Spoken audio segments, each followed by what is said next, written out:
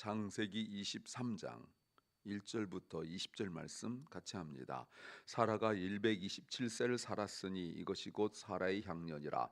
사라가 가나안 땅 헤브론 곧 기럇 아르바에서 죽음에 아브라함이 들어가서 사라를 위하여 슬퍼하며 애통하다가 그 시체 앞에서 일어나 나가서 헷 족속에게 말하여 가로되 나는 당신들 중에 나그네요 우고한 자니 청컨대 당신들 중에서 내게 매장지를 주어 소유를 삼아 나로 내 죽은 자를 내어 장사하게 하시오.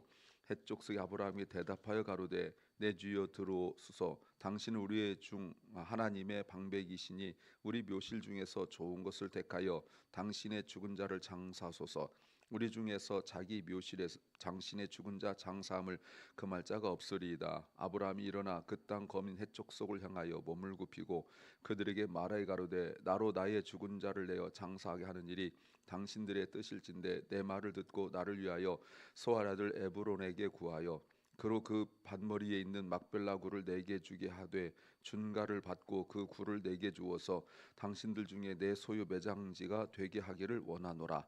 때에 에브론이 헷족속 중에 앉았더니 그 헷족속 곧 성문에 들어온 모든 자의 듣는데 아브라함에게 대답하여 가로되 내 주여 그리 마시고 내 말을 들으소서. 내가 그 밭을 당신에게 드리고 그 속의 굴도 내가 당신께 드리되 내가 내 동족 앞에서 당신께 드리오니 당신의 죽은 자를 장사하소서. 아브라함이 이에 그 땅 백성을 대하여 몸을 굽히고 그 땅 백성이 듣는데 에브론에게 말하여 가로되 당신이 합당히 여기면 청컨대 내 말을 들으시오. 내가 그 밭값을 당신에게 주리니 당신은 내게서 받으시오. 내가 나의 죽은 자를 거기서 장사하겠노라. 에브론이 아브라함에게 대답하여 가로되 내 주여 내게 들으소서. 땅값은 400세길이나 나와 당신 사이에 어찌 교제하리이까 당신의 죽은 자를 장사소서. 아브라함이 에브론의 말을 좇아 에브론이 헷 족속에 듣는 데서 말한 대로 상고의 통용은 400세겔을 달아 에브론에게 주었더니 마므레 앞 막벨라에 있는 에브론의 밭을 가꾸어 그 속의 굴과 그 사방에 둘린 수목을 다 성문에 들어온 헷 족속 앞에서 아브라함의 소유로 정한지라. 그 후에 아브라함이 그 아내 사라를 가나안 땅 마므레 앞 막벨라 밭굴에 장사했더라. 마므레는 곧 헤브론이라. 이와 같이 그 밭과 그 속의 굴은 헷 족속이 아브라함 소유의 매장지로 정하였더라. 아멘. 아멘. 사라의 죽음과 장래에 관한 내용입니다. 오늘 우리가 유심히 봐야 될 것은 이게 무슨 대단한 일이라고 주고받는 대화까지 토시까지 다 기록을 하였는지 이게 매우 중요한 내용입니다. 설교 제목은 내 생각의 한계를 넘어서야 한다. 내 생각의 한계를 넘어서야 한다. We must go beyond the limits of our thoughts. We must go beyond the limits of our thoughts. 우리 신앙생활에 정말 위험한 것 중에 하나, 생각의 한계에 갇혀 있는 거지요.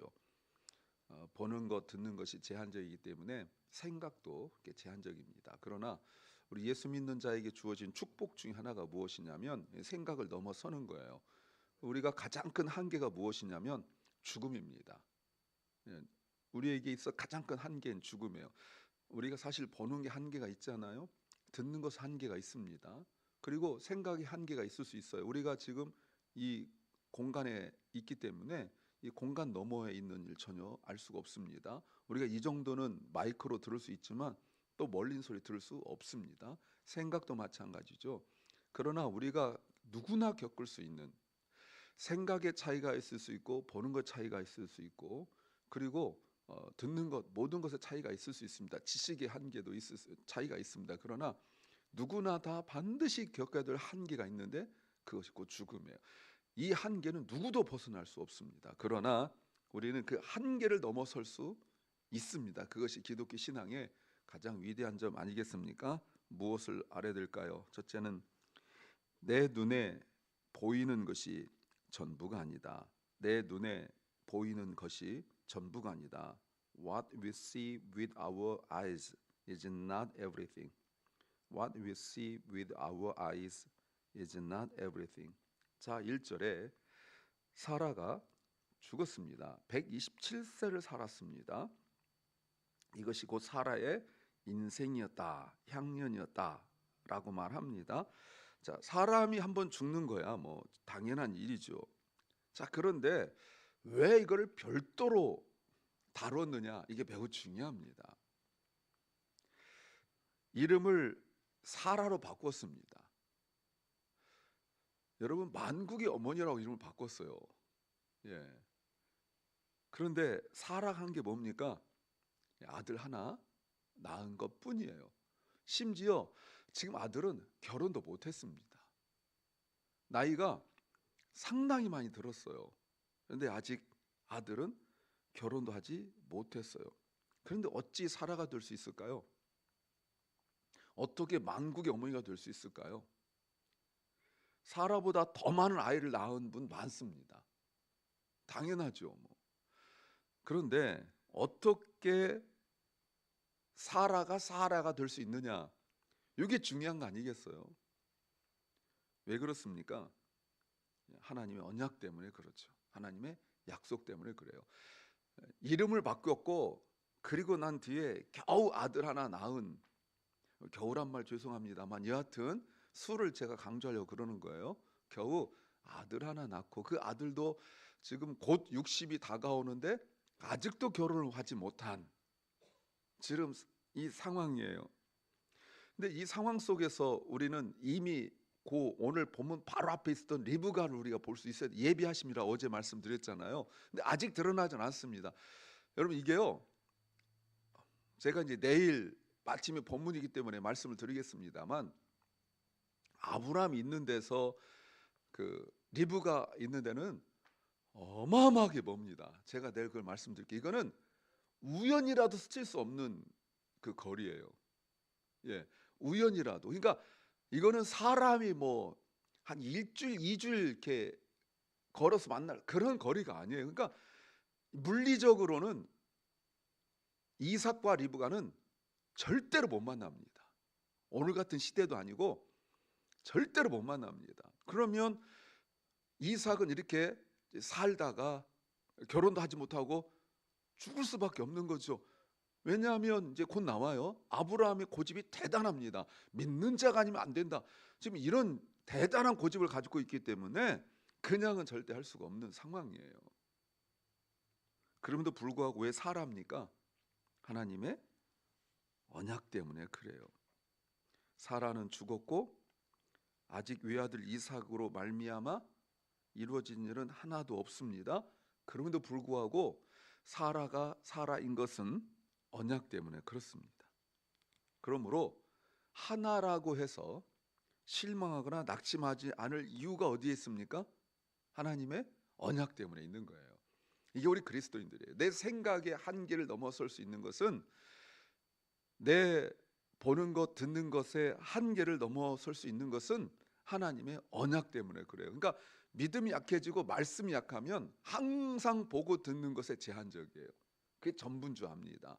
우리가 잘 알고 있는, 우리가 불과 얼마 전에 본 요한복음 6장에서 오병이어의 기적을 일으킬 때 물고기 2마리, 오병이어, 물고기 2마리, 떡 5개, 요거 가지고 와서 빌리 뭐라고 말했습니까? 이것 가지고 뭐 하실 수 있습니까? 예, 보이는 것이 남자만 5천 명에 겨우 이만큼인데, 이게 항상 주님이 앞에 계셔도 말씀을 들어도 내 생각의 틀을 깨지 아니하면 항상 보는 것에 제한을 받을 수밖에 없어요. 그래서 나스스도 그렇고 내 주변 사람들도 그렇고 항상 말할 때 이게 보십시오. 그게 전부인 줄 알아요. 그 틀이 깨져야 믿음이 자랍니다. 두 번째는 가지지 못한 것 때문에 마음 상하지 마라. 가지지 못한 것 때문에 마음 상하지 마라. Do not let what we do not have hurt our hearts. Do not let what we do not have hurt our hearts. 사라가 죽었습니다. 2절에 사라가 죽었어요. 아브라함이 들어가서, 요게 이제 아브라함이 이제 집으로 온 거예요. 예. 이삭은 보냈겠죠? 이삭은 종들과 보내고 자기는 아내를 볼 수가 없어요. 왜냐하면 어제 본문에서 하나님께서 내 아들 나에게 바쳐라, 그래서 아침 일찍이 떠날 때 예컨대 사라에게 말하지 않고 떠난 게 분명합니다. 들었겠죠 나중에. 그러면 여러분 사라가 보통 여자가 아니잖아요. 앞에 소리가 몇 번 나타나지 않았지만 어마어마한 질투 뭐 이런 대단한 분이기 때문에 아마 굉장히 이렇게 분노가 있었을 거예요. 그러니까 아들은 비록 죽지 않고 보냈지만 그 남편에 대한 그 분노가 있었던 것 같아요. 하여튼 뭐 아브라함은 무서워서 사라 앞에 나타나지 못하고 사라가 죽고 난 이후에 집에 왔어요. 문제는 뭐냐면 슬퍼하는 것이 아니라 2절에 3절에서 그 시체 앞에서 일어났다. 여러분 이게 굉장히 중요한 이야기입니다. 시체에서 울고 있다가 시체 앞에서 일어났다. 일어났다란 말이 중요해요. 그러니까 처음에 막 슬퍼하고 여러 가지 그 한스러운 것도 있고 후회도 있고 막 울다가 슬퍼할 수만은 없었던 거예요. 왜요? 할 일이 있었기 때문에 그래요. 그래서 시신을 앞에 두고 사람들을 찾아갑니다. 한 사람만이 아니라 오늘 내용에 보면 그 성문에 있는 많은 사람들 모인 데서 이야기합니다. 그런데 오늘 의도적 표현인데 보십시오. 이렇게 말합니다. 4절에 나는 당신들 중에 나그네요 우고한 자니 라고 매장제를 주어서 장사하게 해주세요. 그랬더니 하세요라고 말합니다. 그때 7절 아브라함이 일어나 그 땅 거민 해쪽 속을 향하여 몸을 굽히고 말했다. 이렇게 말합니다. 그랬더니 또 사람들이 이렇게 해라라고 말합니다. 그랬더니 아브라함이 12절 이에 그 땅 백성을 향하여 몸을 굽히고 또 말했다. 여러분 지금 이렇게 굽신굽신 되면서 일을 할 수밖에 없는 그런 상황이에요. 왜냐하면 지금처럼 그렇게 땅을 주고 사고 팔고 하는 것이 원활한 때가 아니기 때문에 그렇습니다. 분명히 16절 보세요. 그 돈을 달라고 할 때 한 번에 줄 수 있는 그거를 뭐 분할로 한다든지 아니면 깎는다든지 하지 않고 그거를 한 번에 줄 수 있을 정도의 경제력도 있어요. 6절 보세요. 사람들에게 인정도 받고 있어요. 그런데 여긴 남의 땅이에요. 아브라함이 하나님께 부름을 받고 지금 지낸 세월이 있었는데 62년을 그 땅에 살았는데 하나님께서 보내셔서 62년을 그 땅에 살았는데 돈 그렇게 많은데도 땅 한 평 자기 것이 없었어요. 왜냐하면 외지인한테 팔 수가 없어요. 그래서 지금 아브라함이 강조하는 겁니다. 나는 여기에 정착하여 62년이나 살았지만 외인이에요. 외지인이에요. 그러니까 외지인한테 팔 수가 없는 거예요. 사람들이 당신은 정말 하나님의 사람입니다. 당신의 신을 정말 잘 섬기는 사람입니다. 라고 말할 정도가 되었어도 그냥 정상적으로 야 여기서 내가 이제 오래 살았으니까 땅을 좀 사놓자 할 수가 없어요. 팔질 않아요. 외국인한테. 스스로도 그렇잖아요. 그 얘기하잖아요. 근데 사라 죽음에 이게 기회가 된 거죠. 자 보세요. 그 땅의 언약 백성이 그 땅에서 언약 백성이 하나님의 언약이 이루어지지 않은 상태 속에서 그 갖지 못한 것 때문에 마음 상하지 않을 이유가 왜 그렇습니까? 이루어질 하나님의 언약 때문에 그래요. 안 그러면 우리는 많이 못 가져 속상하고 또 이것 없어 속상하고 저것 없어 속상하고 그래서 많이 힘들어합니다만 아브라함은 돈도 있었고 능력도 있었고 인정도 받았지만 하나도 갖지 못한 것에 대하여 분통을 터뜨리거나 그러지 않았어요. 오늘 본문 보시면 전혀 그것도 없어요. 세 번째는 인생을 한쪽 면만 보고 판단하지 마라. 인생을 한쪽 면만 보고 판단하지 마라. Do not judge life by seeing only one side. Do not judge life by seeing only one side. 자, 17절에 결국 땅을 삽니다. 처음에 그냥 주는 것처럼 말했던 사람들 그 중에 아브라함이 한 군데를 딱 정하여서 이것을 사고 싶다라고 말했는데 가격을 제시하죠. 근데 아브라함이 사요. 그런데 여러분 보십시오. 15절에 내 주여 내게 들어서 땅값은 은 400세겔인데 이게 무슨 뭐 이렇게 말합니다. 땅값을 얘기 안 해야 되잖아요. 근데 이거 얼만데 그냥 가지세요 이렇게 말합니다. 그랬더니 아브라함이 달아주는데 여러분 보세요. 달아줄 때 16절에 이렇게 말합니다. 말한 대로 주고요 상고의 통용대로인 대로 주었다 이렇게 말합니다.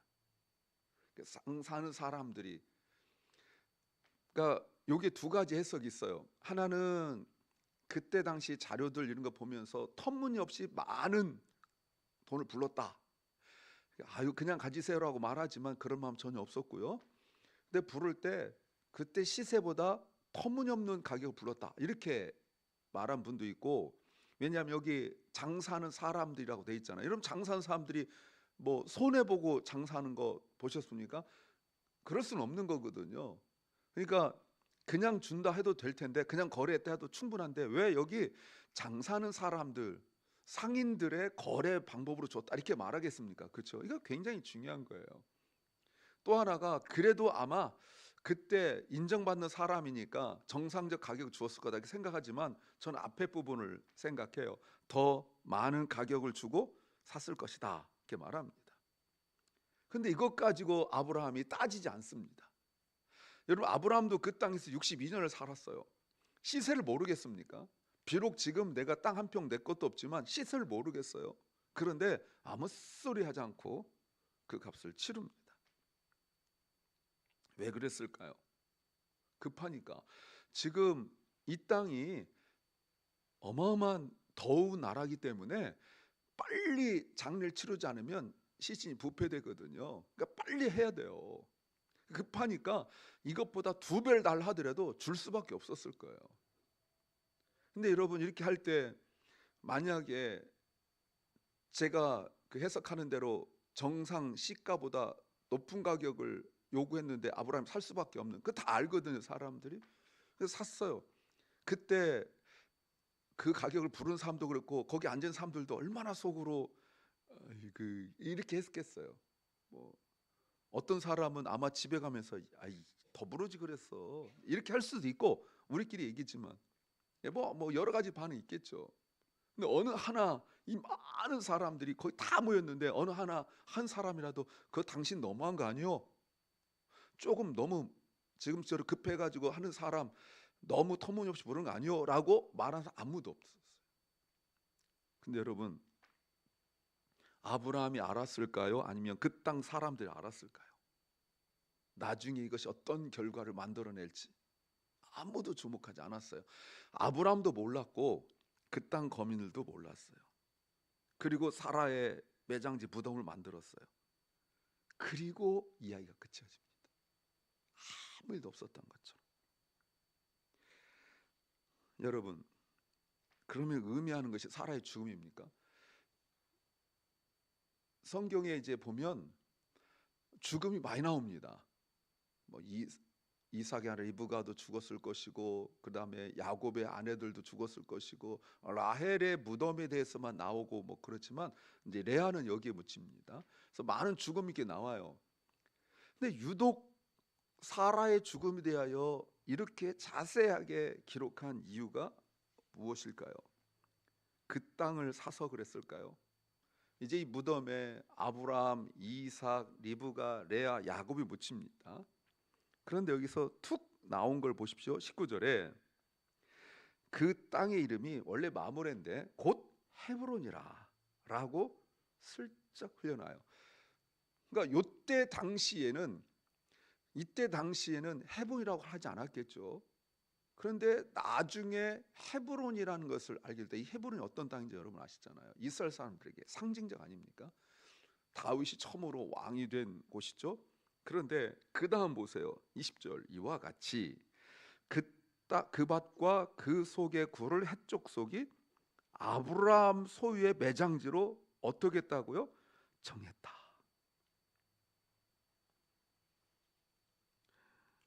여러분 지금 이스라엘이 출애굽 과정이라고 보신다면 그리고 출애굽하면서 그곳에 아까 말씀드린 사라의 아브라함, 이삭, 리브가, 야곱의 매장지가 되었다면 지금 그 어마어마한 땅덩어리에 요만큼 있는 그 땅, 이게 누구 거냐면 아브라함 거예요. 소유. 그래서 기록한 거예요. 그래서 이스라엘 사람들이 출애굽할 때 분명 확신한 하나님의 언약과 하나님의 그 인도하심 계획이 그 땅을 찾으러 가는 이런 상징적 의미 때문에 의도적으로 사라가 죽고 그리고 그 땅 산 이야기를 자세히 기록한 거예요. 원래 가만히 보면 사라가 죽은 것이 더 중요한 문제이지 않습니까? 그러나 사라의 죽음은 간단히 죽었다 이걸로 나오고, 아브라함이 어떤 과정과 어떤 대화를 통하여 이 땅을 샀는지가 기록해 놓음으로 말미암아 이스라엘 백성들에게 그 땅을 산 것이 거짓말이 아니다. 뭐 거짓말할 수 있잖아요. 벌써 수백 년 전이니까 뭐 샀어라고 하면 아무런 근거가 없잖아요. 그런데 자세하게 기록하면서 이렇게 자세히 기록한 것은 거짓말이 아니다라고 하면서 하나님의 언약이 어떻게 이루어지고 있는지, 그 시작점이 무엇이었는지, 그 시작이 슬픔으로 시작하는 거예요. 죽음으로 시작해요. 그러나 죽음이 끝이 아니라는 겁니다. 죽음이. 그러니까 우리가 성도들은 한쪽 면만 보면 안 되는 거예요. 항상 한쪽 면만 보고 판단하지 않아야 돼요. 그 내 생각의 한계를 넘어서는 내가 무심코 했던 일들이, 내가 무심코 결정했던 일이, 급해서 결정했던 아니면 내가 어떤 상황에서 결정했던 간에 그것이 하나님의 말씀 안에서 어떻게 이루어지는지를 우리가 볼 수 있어야 되는데, 아브라함도 전혀 몰랐겠죠.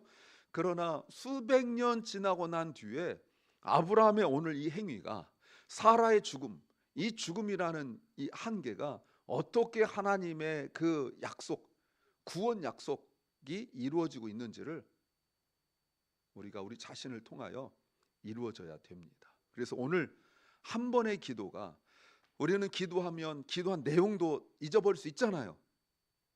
하나님이 기억하시죠. 그래서 누군가에게, 그러니까 여러분 기도할 때 내 눈에 내 한계에 있는 슬하, 요 자녀들, 가족들, 이것이 아니라 지금 오실 때 언제일지 모르지만 후손, 아마 여기 손주 있으신 분들은 손주까지는 하실 거예요. 그 손주의 손주는 우리가 못 볼 수 있잖아요. 못 보겠죠. 기도할 수 없습니까? 그 후손의 후손의 후손의 후손 기도하면 안 되나요? 하십시오. 언제 어떻게 내가 한마디 기도한 것 잊어버릴 수 있는데 하나님 기억하셨다가 그 아이에게 적합할 때 열매 맺을 수 있습니다. 기도합니다. 주님, 우리의 기도가, 우리의 결정과 선택이 내 한계 안에 갇히지 않게 하시고, 하나님, 살아계신 하나님, 야곱의 하나님, 이삭의 하나님, 아브라함의 하나님으로서 분명히 살아계심을 믿습니다. 이루어질 줄 믿습니다. 사랑 결란과 사랑의 자녀들이 그 한계, 눈에 보이는 한계, 경제적 한계에 갇혀 있지 말게 하시고 믿음의 눈을 열게 하여 주옵소서. 믿음의 입을 열어 주님 앞에 간구하게 하옵소서. 병중에 있는 연약한 성도들 주님 치유하시고 전쟁이 속히 그쳐져서 물가가 안정되게 하여 주시옵소서.